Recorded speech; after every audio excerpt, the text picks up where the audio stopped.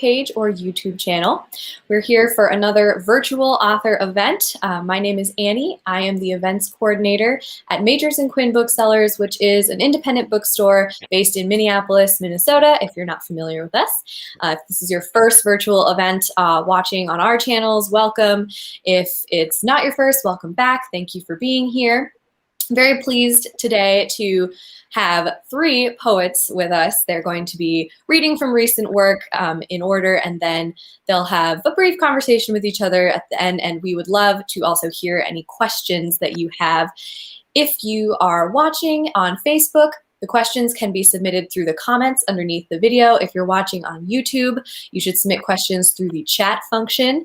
And that is also where I will be putting links to each of the books, most recent books by these authors that you can find at our website, which is www.majorsandquinn.com. So look out for those. Thank you so much for watching, and I will be back on to remind you to ask questions, but you can do it at any point during the broadcast. So this evening, we're going to hear from three poets. First, we're going to hear from Peter Filkins, then Sidney Wade, and then David Yezzi. And I'm just going to do a quick introduction of all of these wonderful writers, and then we will get going. So first of all, Peter Filkins is the author of 5 collections of poetry, the most recent of which, Water Music, is just out from Johns Hopkins University Press. His previous volume, The View Were Granted, received the Sheila Margaret Maughton Best Book Award from the New England Poetry Club, and his poems, essays, translations, and reviews have appeared in Paris Review, the Yale Review, Sewanee Review, Poetry, American Scholar, and other publications. He teaches writing and literature at Bard College at Simon's Rock, and courses in translation at Bard College. Peter, thank you so much for being here. Secondly, we have Sidney Wade, whose 8th collection of poems, Deep Gossip, New and Selected Poems, was published also by Johns Hopkins University Press in April of 2020. She taught workshops in poetry and translation at University of Florida's MFA at FLA program for 23 years and has served as president of AWP and secretary-treasurer of ALTA. Her translation with Effie Murad of selected poems of Mele Sevdet Ande won the Moral Divitisi Prize and was published by Talisman House in April 2017. She has served as poetry editor for literary journal Subtropics for many years, and her poems and translations have appeared in a variety of journals, including Poetry, New Yorker, Grand Street, Paris Review, and many others. Thank you so much, Sidney, for being here as well. And finally, we are going to hear from David Yezzi, whose latest books of poetry are Black Sea and forthcoming this summer, More Things in Heaven, New and Selected Poems. So Black Sea is available now, and I will put that link into the comments. He teaches in the writing seminars at Johns Hopkins and edits the Hopkins Review. David, thank you for being here as well. So first we're going to hear from Peter, and then Sidney and David, and then I hope you enjoy just sitting back, listening to some beautiful words, and we'll be back for questions at the end. Thanks, everyone. Thank you, Annie. Thank you, Annie, and thanks to Majors and Quinn for hosting us for this reading, and thanks to everyone for being here. I'm delighted to be reading with Sidney Wade and David Yezzi, both who I consider friends and whose poems I have long admired, and it's really a pleasure to have them here as partners for this reading.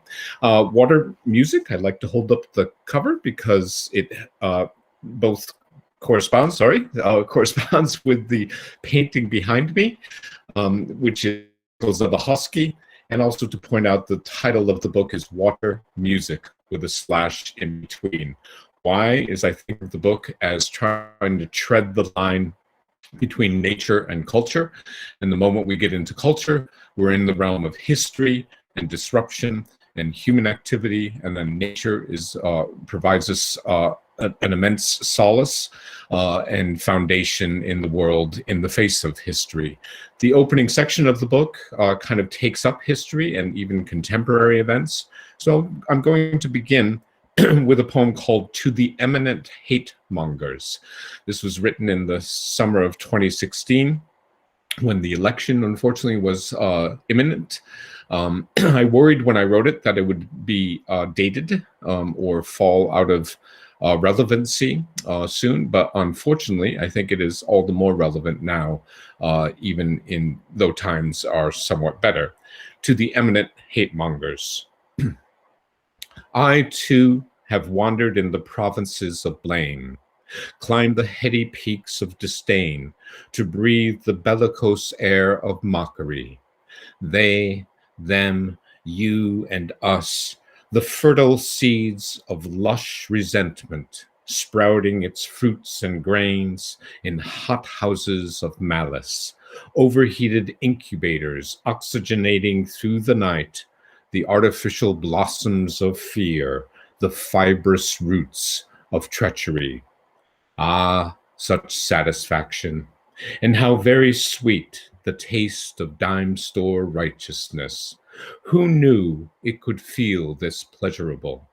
Whole counties chugging sudsy draughts of smug, oak-aged vintages of anger, following hard on the heels of those tasty distractions, bitterness and spite, the flourishing and succulent harvest of hate ripened on smears. Yet remember, my friends, remember, beware the haunts of language.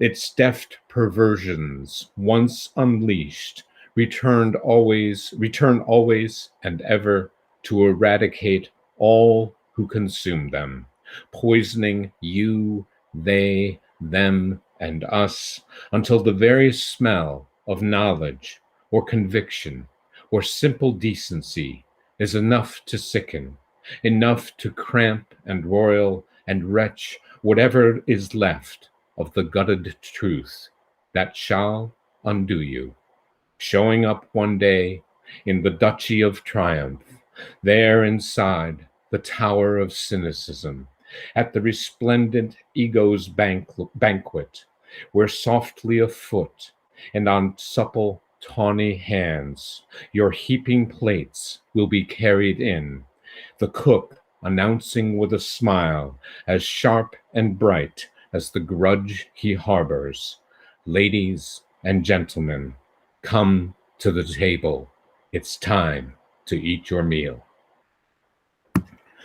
The first section contains a number of poems with kind of the hurly-burly of history, and then the book switches to nature and then returns to history, but in a different form, and that is to engage with memory, with paintings, with historical events in a sort of more ironic fashion than direct. But what I want to do, I'm doing a number of readings from the book, and I'm trying to read a little something different at each of the readings I've done. And today is Seamus Heaney's birthday. He would have been 82 years old. And I met Seamus Heaney in 1978 as a student in Dublin. He came to the program where I was studying to do a reading and went to a pub afterwards. 10 years later, I was introducing him at a reading at Simon's Rock, where I've taught for a long time.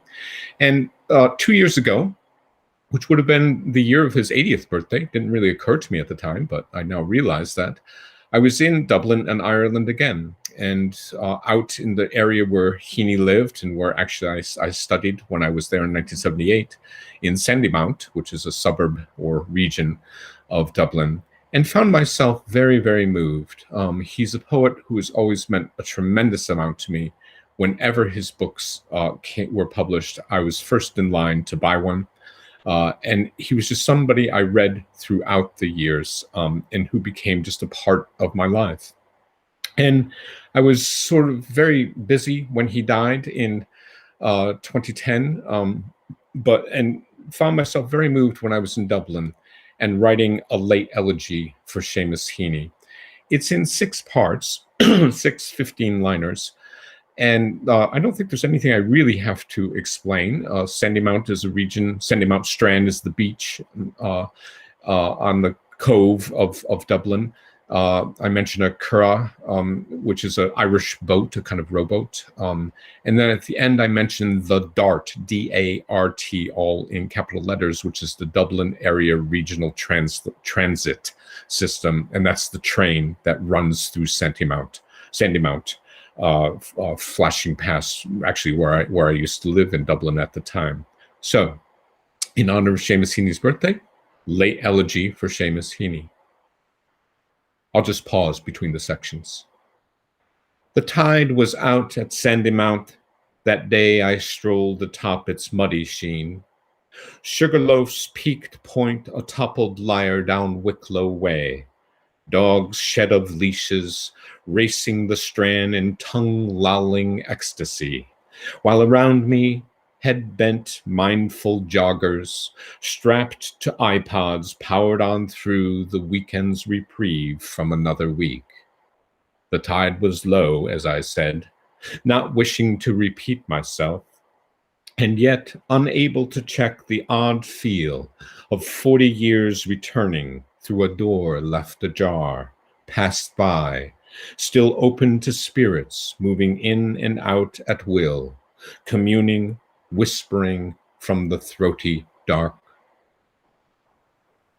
The Martello Tower, fortified in prose of a higher order in Joyce's version, still stands squat, staring down the cove and those gravid breakers advancing on decommissioned cannon, disappeared and never fired. Reticent, bog-flown, the prevailing wind is westerly, more cool than raw, a ladleful of well in summer. But this is January.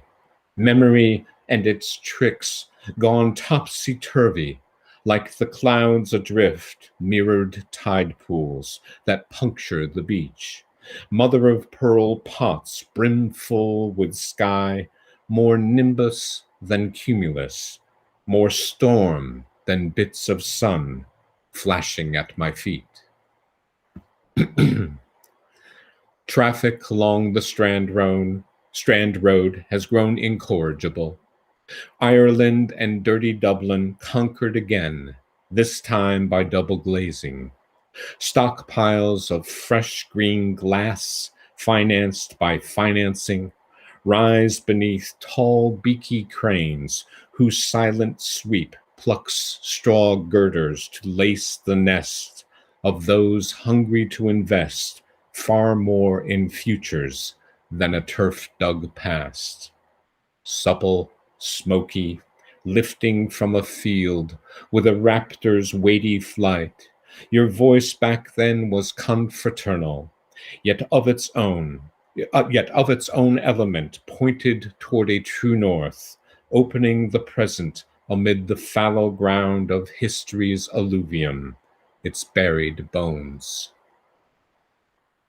I hardly knew you, but somehow I did.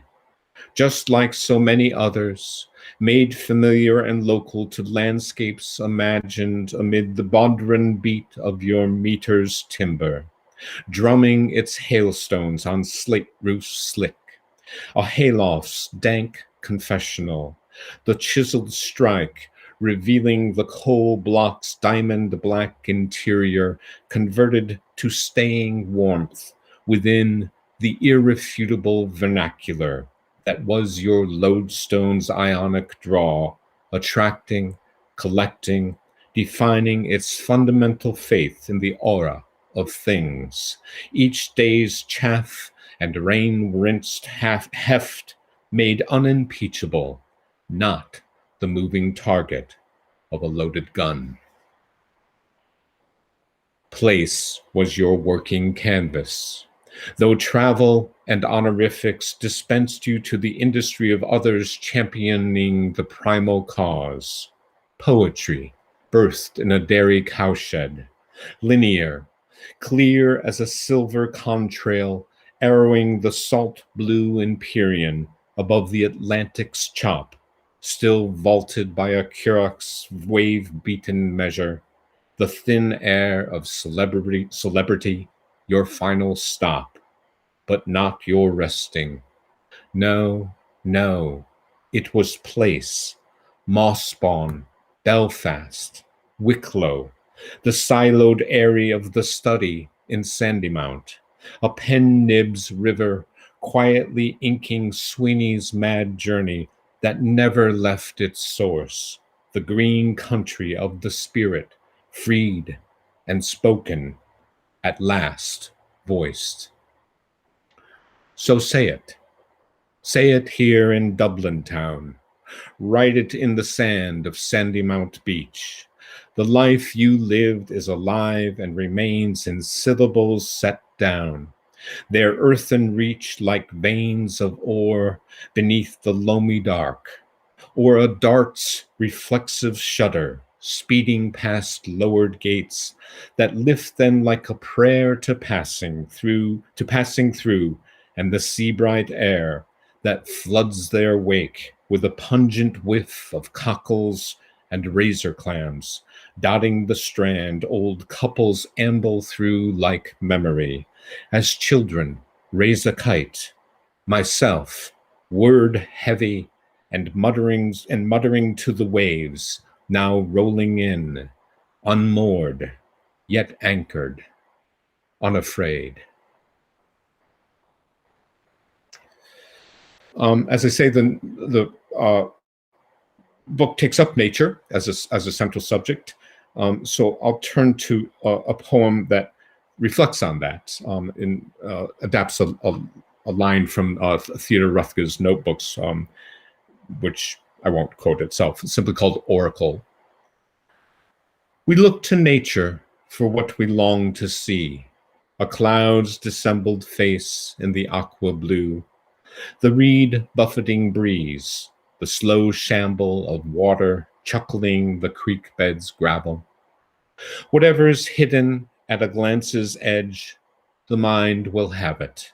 A bobcat spotting prey too far outside its burrow's sunken cavern, the spider stalking a fly in the nimbus of a web, the owl's muffled flight, the pewter gleam of a muddy river's eel, the timpani of ice thrumming a lake's black kettle, marginalia in motion, within this evening's pregnant calm, are palpable yet invisible, magnified, dark, silhouetted hills dilating before you, dusk sharpening their backlit ridges, talismans at twilight, the whir of birds.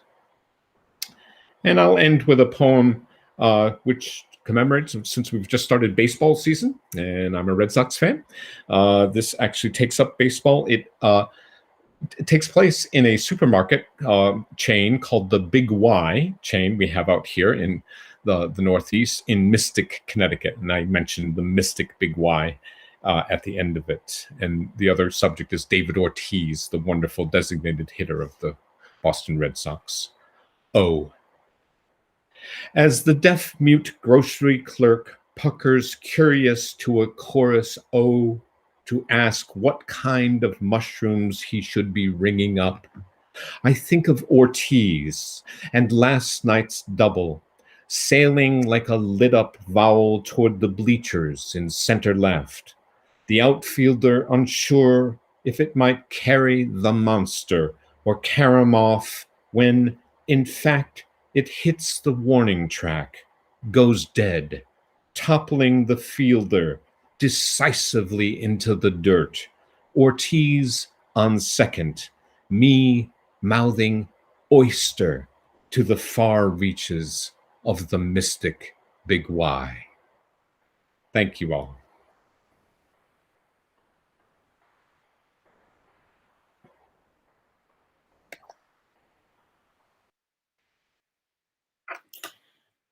Oh, thank you so much for that reading, Peter. I'm going to respond in a couple of ways with some poems. You started off on a very topical sort of political poem about the hate mongers, and I think that I will start off my reading with a poem about a very topical situation in Tampa, Florida, about how these toxic waste pools that are fabricated by the phosphate mining companies threatened to drown a community not long ago here. They apparently they didn't, but I took up birding many years ago, about 12 years ago, and birders go where the birds are, and birds love these awfully poisonous, milky waste pools. And so on Saturdays, the Hamilton County phosphate mines up here in northern Florida often open up the grounds to us, and they're very generous birds.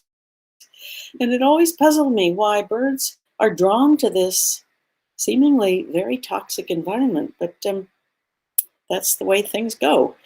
Here is a poem called Birding at the Hamilton County Phosphate Mines. The plunder of the vast pine woods has sundered Earth's life crust from rock. The earth has been stripped and flayed, and great white mounds of chalky phosphogypsum loom giant poisonous breasts over milky waste clay ponds. Here, thousands and thousands of birds perch and swim, dabble, soar, and dive. Hawk, duck, stork, sora, anhinga, sparrow, wren, all thrive in this humming mess. Sorrow yields to dubious wonder at the fecund, blousy zen. I also wanted to thank you, Peter, for reading your beautiful elegy for Seamus Heaney. I did not know him well. I knew him slightly, and he was a god to us all. Okay, the next few poems I'm going to read are from the newer poems in my new and collected book. This is called Skin. Skin, the living bag we live in, unfurred, unfeathered, bare to the air, crusted and weathered by time, by fear, first to parse the grammar of lust or wasting, sack of blood and fluid, when breached will flood or weep, as mother's legs wept. She lay naked, shaved, bedbound, and drowning in her body's watery conjugations of the verb to die. She declined in spirit, she swelled in form, betrayed by the welter of assaults on her frame. She called on God to come and get her great beached weight. She prayed, her dear eyes wrecked, confounded by the grave declensions of earthbound flesh. Fabric. I just hung my laundry on the line, and now it looks like rain. I read my book, I watch for drops on the slowly moving pane.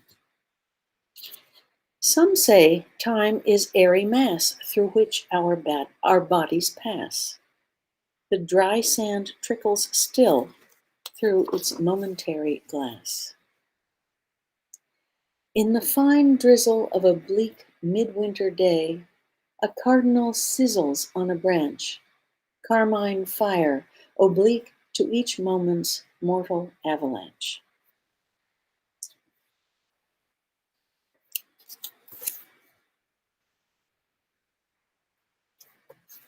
Junco in snow. A junco is a small northern bird.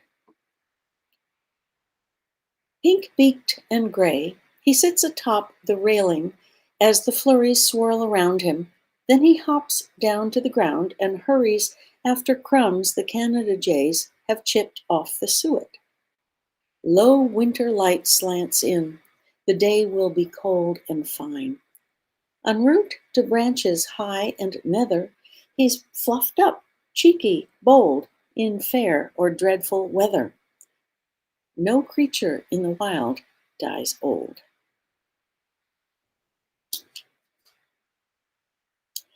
The next poem is kind of silly. It's about a sora, which is a small rail. It's a marsh bird. It's absolutely beautiful. It looks very much like a little chicken.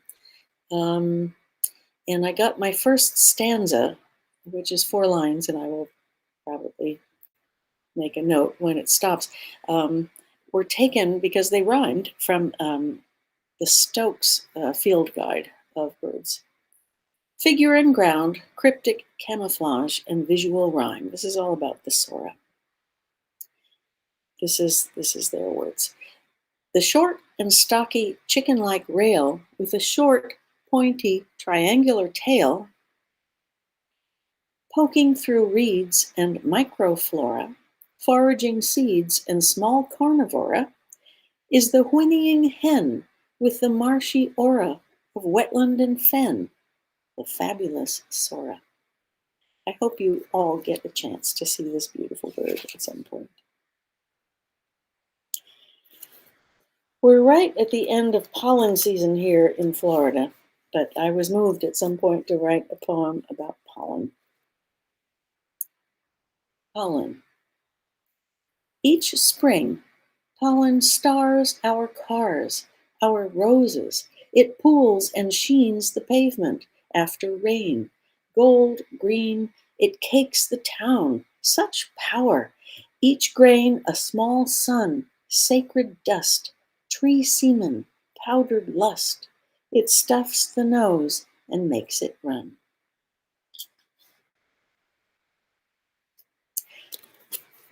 I have a family home in Kansas, in Denmark, Kansas. My ancestors were Danish and they settled Denmark, Kansas. We love it out there. We go out as often as we can. And this is a poem about a combine, or more than that, but that's the focus. Modeled after Marianne Moore's The Moose. The combine. Through acres of wheat with heavy heads, fields of hay and oats, alfalfa green and low, on one of the dirt roads that travels east and west, or north and south, curving seldom from these straightforward axes, over slowly rolling hills, through an occasional pasture, over a few curling creeks crowded with trees. We're driving to a shower, celebrating the engagement of a second cousin. The wind is blowing, the sun is shining. We called him Straight Pete Nelson, grandmother says from the back seat of the car. We've passed his old homestead, and she's peering out the back window at the abandoned pile of dressed yellow limestone that once was a home. He'd stand at the ends of his rows and stare down each one as if his life depended on their being straight as blazes. Did you know, Aunt Thelma interrupts, that Emerald Nyquist has taken to drink? Oh my. The small amazement at a world not thoroughly correct. On the right, the isolated but well-maintained cemetery of the renegade Mission Devout, broken from the Lutheran body many years ago, a civil war of minor proportions. A handsome headstone guards the Damker plot, 2 large markers and 4 small ones, all the children carried off by whooping cough in one unspeakable stroke. A single meadowlark sits and preens on a leaning post rock. On past fields littered with small square and big round bales of fodder. Yes, they say he locked his wife in the basement, then prayed for her resurrection. A pheasant trots across an unkempt plot. Here weeds prevail. We change direction at the goldenrod elevator, a solitary metal structure hunkered down beside the railroad tracks. The complexion of the noonday fields is metallic, a weather-beaten grain glanced at by the sun. The motion of the wheat, in high relief and golden as can be imagined, is heady, oceanic. We fall silent, lulled by the roll of the land, the hum of the motor. Now, as we top a modest rise, we see a combine in a far field. Harvest has begun, and a single figure sits high as a lookout on his rust-colored machine, small and angular in the distance. Without veering from an imaginary line, he works his way slowly towards the center, guiding the stately vessel around the selvages of the field, felling wheat in a wide wake behind him.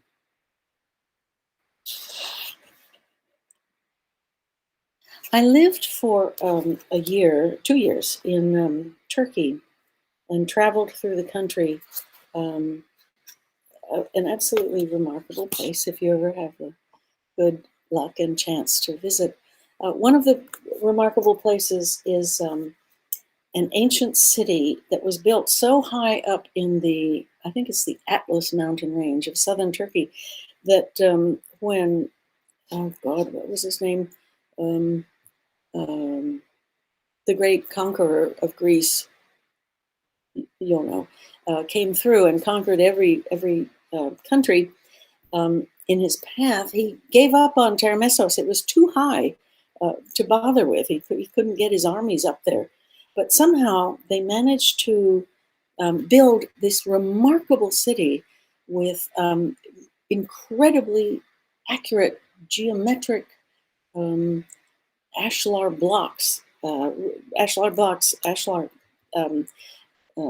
Masonry means you have these blocks that are so beautifully calculated to fit together, there's no need for mortar. Of course, Alexander the Great, that's the one I was thinking of. Through the centuries, there have been so many earthquakes that it's now in ruins, but it's an unreconstructed ruin, which is quite lovely to see. And I wanted to read this because Peter and I met at a translation conference, and this poem is about basically translation. Termessos, that's the name of the city, and it means thermal springs, basically. Termessos.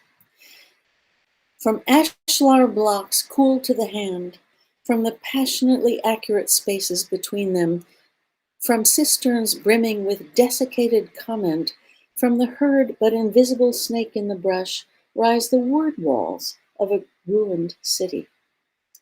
Wait, they seem to be saying, wait.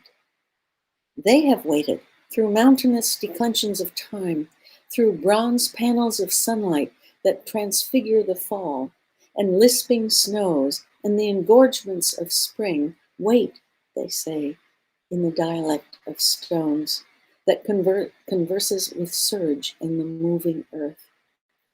There is work to be done. There are cores to mine.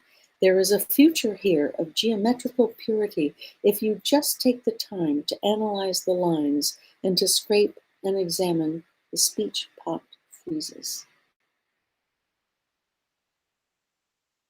They repeat, and I navigate a cleft with the feet and the heart and the desire to believe in this stone-born imperative and its constellation of lichen that testify there is no last diminishing. There is only the organic work of translation.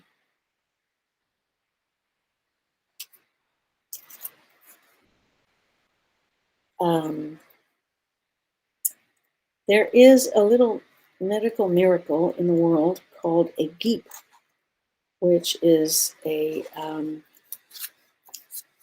man-made creature engineered out of the genes of a goat and a sheep. The geep. I mention here my brilliant colleague who shared an office with me for a while, Michael Hoffman, who brought the geep to my attention. And if anybody is paying attention and knows Frost's brilliant essay, the figure a poem makes, you will see how much I have stolen from that at the end. Geep.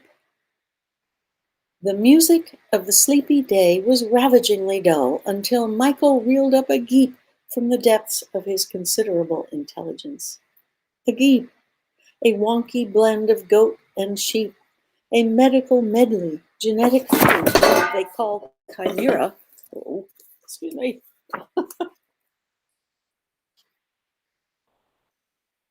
Knock things over. They call chimera, another wholly enthralling sound we found when Googling geep, whose enharmonic bleating in the end, rings oh so sad. The photo on the screen reveals a downcast baby creature, neither here nor there. Two bold and mordant sets of chromosomes, whistling fortissimo through its patchwork hide, a botched-up map of silken hair and woolly yellow fur, its forlorn, droopy ears a study in radical embarrassment. I feel profoundly sorry for this border folly, this lonely little instrument of the ever-expanding notion of what's possible. But then I see we're kin, the little geep and me. We're marginal creatures. We're marginal ephemera, intoning low invisible messages at the edges of the known to who knows whom, the difference between us a matter of degree.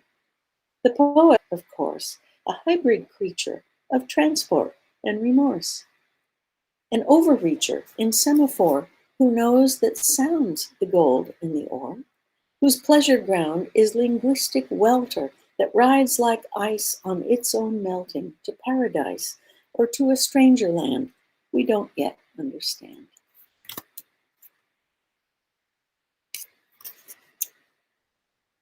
As I said, I think earlier, I started looking at birds about 12 years ago, and for a long period of time, I wrote nothing other than poems about birds. And here's one. Burrowing Owl. Very odd, this little cloud in trousers, in the sandy fortress favored by prairie dog and gopher tortoise. On the mound at the mouth hole, he scouts around with sibylline yellow eyes and then, owl-wise, decides to clean house. He dives down and soon great clouds of smudge come flying out, his home now clean as a bone.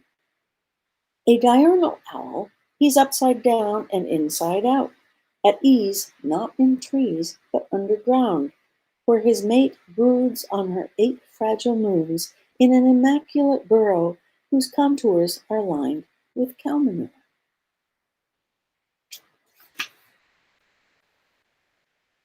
And my last poem is called 30 White.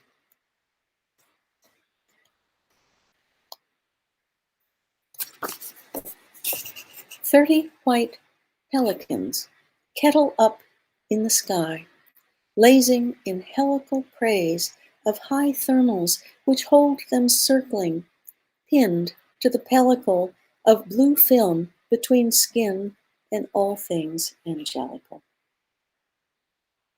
Thank you.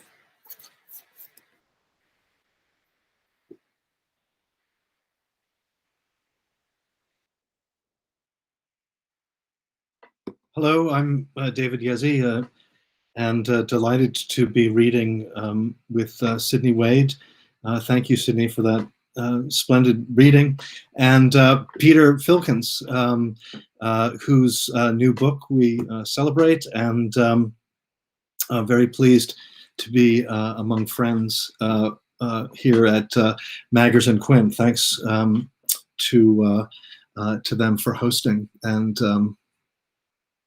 I'm going to read a handful of poems. The first poem is from a book called Black Sea, and which Annie mentioned at the beginning. And thank you, Annie, for emceeing.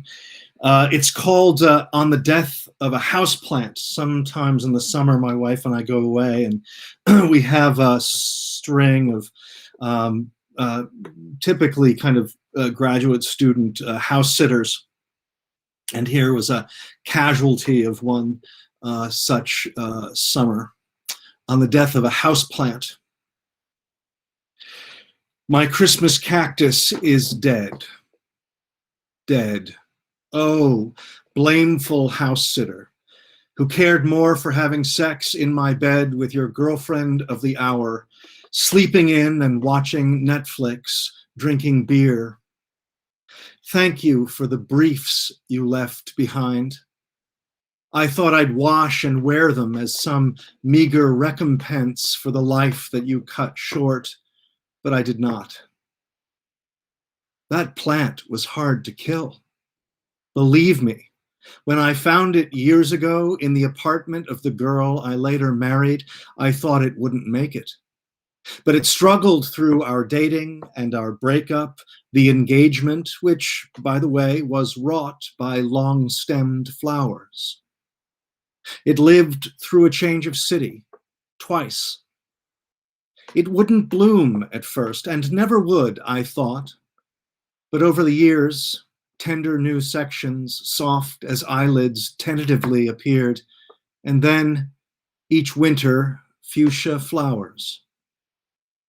Here is the window where it took its light. The untold thoughts that swirled around my head like dust motes as I looked out through the stems of this familiar friend I've put away. It will bloom again in heaven, but never again here. I blame myself. I was away too long. So out with the old and in with the new. I'm going to read a handful of, or I guess several new poems that are part of the new and selected that's coming out this summer called More Things in Heaven. And the first one is a poem for my son, Hal. I have twin sons, and so his brother Nick also has a poem dedicated to him, but I won't read that tonight. He'll never know. This one is called Ex Machina. I've seen a god. Seated on the patio, a little drunk, I'm listening to Dylan, classic era, on vinyl, mono, Highway 61. Geezer. I'm tired. Past the halfway. No longer hiding American spirits from the kids.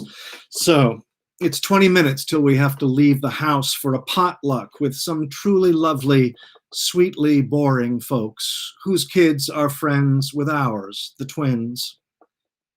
One boy texts to say he'll meet us there. The other's on his way back from the park, and I'm waiting for him. Cold Negroni, music blaring. I figure he'll be late as usual.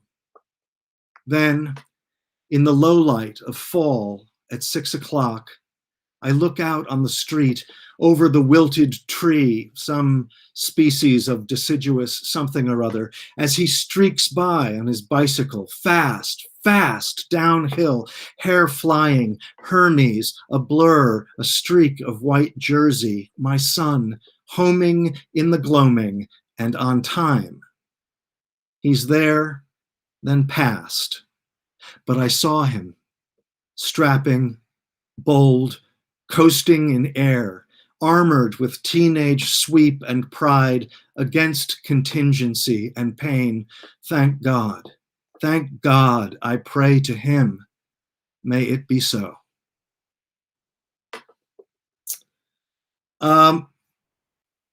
This next poem was inspired by a meme, I guess. At least an online headline that was sort of making the rounds. And it takes its title from a Blake poem. The line is, tiger, tiger, burning bright, tiger with a Y. And so the epigraph reads, they went to an abandoned home to smoke weed. Inside, they found a tiger. CNN. Tiger, tiger. Strong bud. Mind-splitting, hydroponic, pure indica, body high, one-hit weed, grown from Hawaiian seeds in a closet in a double wide in Maine, up near Canada. To say it unleashed the tiger is to say everything and nothing. To say that they had failed to foresee the consequences of their actions is to be complicitly young. Eve had the weed and Adam had the papers. And they'd been having sex in fields and organ lofts and in abandoned houses. Even so, you never forget your first tiger. Nor had they dreamed it. Like the Argentine writer Julio Cortázar, who imagined how it might be possible to share a living space with a wild creature, or, more to the point, how it would not be possible. What if the tiger claimed more and more space until the house was split in half? The parlors and the dining room and the foyer and the stairs would become the tiger's, and the rest under threat, cramped, and because the thermostat was in the half gone out of bounds, cold. So here they were, the boy and the girl, and the weed, though they hadn't even gotten around to smoking it, when this sleek shimmer and ripple of muscle entered the room. At first, they were not afraid of it. Rather, they fully expected that wherever they went, extraordinary things would follow them. And if that took the form of an emerald-eyed carnivore with a voice like a fault line, then this was only different in degree and not in kind from what they had come to feel was the new normal of their time together, both high and sober, either in public, at the movies, under the Milky Way, in the bushes, or in the dark, secret confines of a house where no one had lived for years, except a tiger. There was nothing really strange about it, only that they began to fear for its care over time, sweeping out the rooms, arranging for food and medicine should the tiger fall ill with a viral infection or suppuration from an ingrown claw. But wasn't it their tiger? They had found it. My tiger is your tiger, she had told him.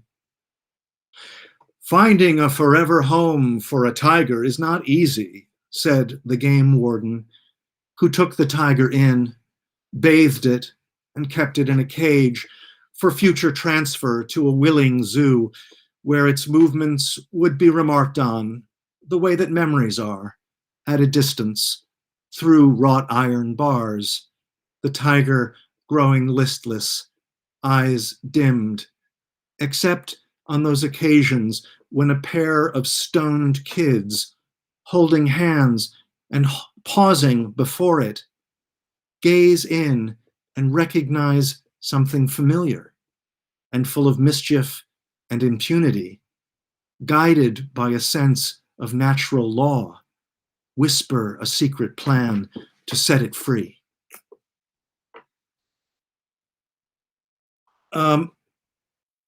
I have two more poems. The first I'll read in honor of Sidney's wonderful reading. It's a bird poem, and I was so struck by her beautiful ruminations on birds. And I too am sort of drawn to them. I think not, I haven't written maybe many bird poems, but we've got to be friendly, my wife and I, with an osprey until tragedy struck last summer. And this is about the aftermath of that. It's called The Osprey. High water sucked the beach clean of debris. High winds downed boughs and the high osprey's nest. She perches on a driftwood log, half dead, eyes on the tide, without her fledglings now. All June she dropped fish in the crowded eyrie, its crown of twigs topping a patchy pine. The racket then, like bagpipes on the sea, blown by a piper still drunk in the morning. We wondered if, without her nest, she'd go. She was our bird, her cry our intimate, a siren wail each time we crossed the beach. Rebuild, poor mama bird, we thought, but no. Nor has she completely left, her hard drone continuing, though not to do with us. An obligato rifling the wind, a radar beacon that sends back no ping. We see her at the tops of farther trees, without a place to shelter, keeping watch over the broken nest, the blasted pine, scanning the rocks for something left to guard. And the last poem is a translation in honor of Peter's work in as a translator, and Sidney's nod to this important aspect of poetic practice.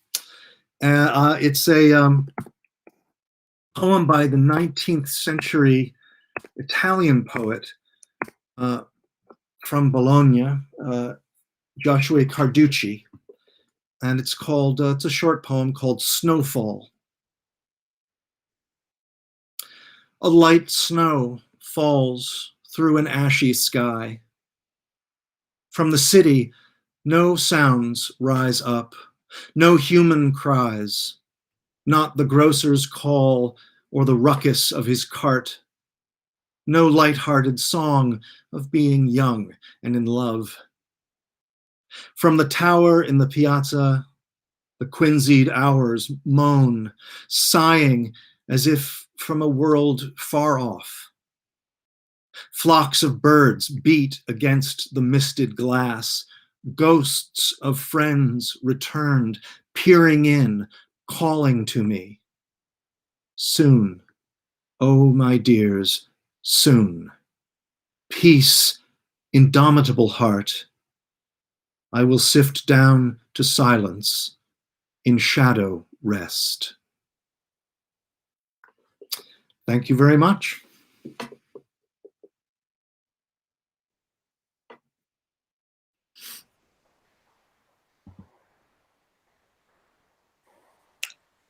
Thank you so much, everyone.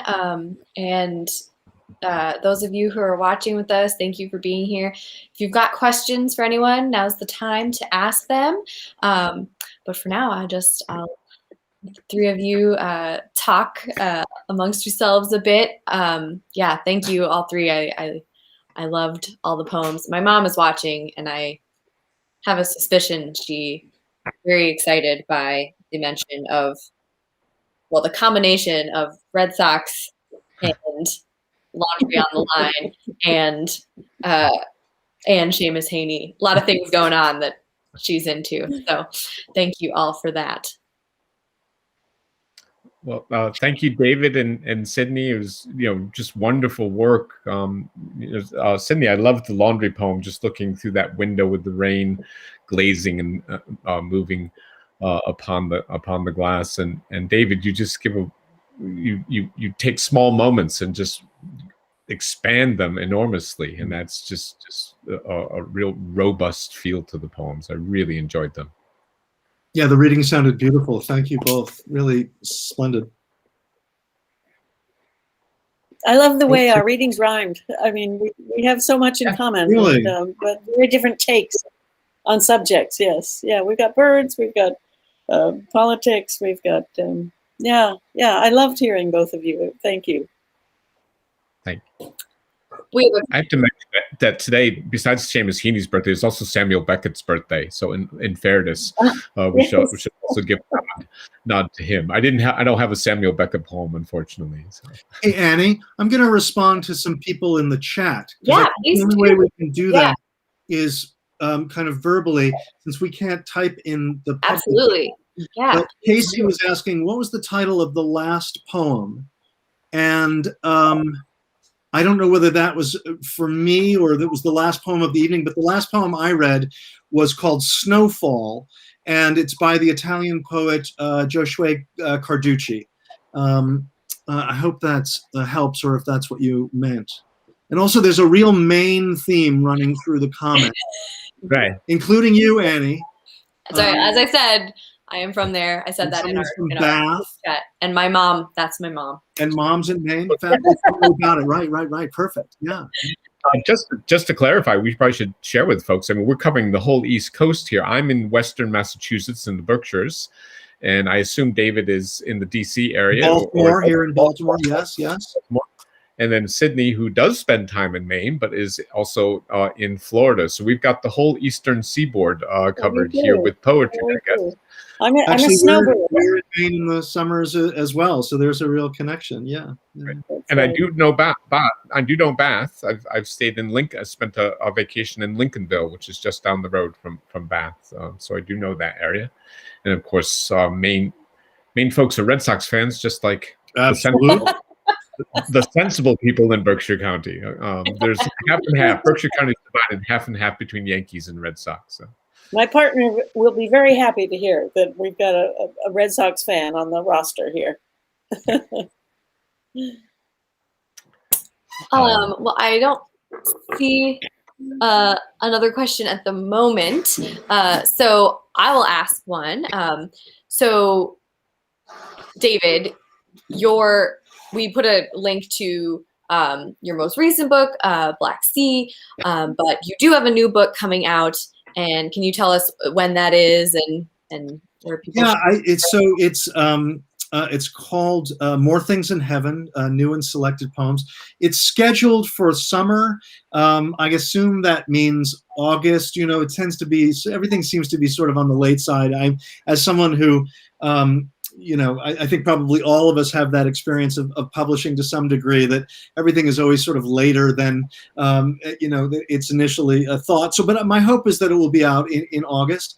And it's been fun to put that together. I know Sidney just put together a new and selected.